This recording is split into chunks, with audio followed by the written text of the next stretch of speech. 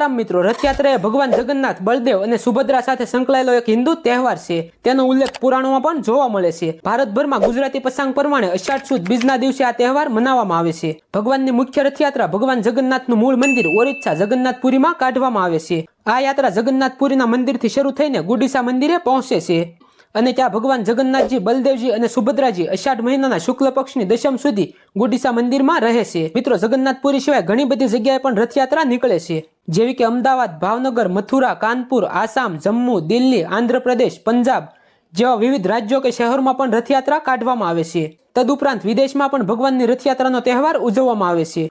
ભારતના પાડોશી દેશો જેવા કે બાંગ્લાદેશ, સાન ફ્રાન્સિસ્કો અને લંડન ઉપરાંત ઘણા દેશોમાં પણ રથયાત્રા નીકળે છે. મિત્રો, રથયાત્રા એક એવો તહેવાર છે કે જેમાં ભગવાન સ્વયં ભક્તોને મળવા આવે છે. એવું પણ માનવામાં આવે છે કે જે ભક્તો રથયાત્રાના દર્શન કરે છે તેનો જીવન રથ ભગવાન સારી રીતે ચલાવે છે. વિડીયો ગમ્યો હોય તો વિડીયોને લાઈક કરો, સબસ્ક્રાઇબ કરો.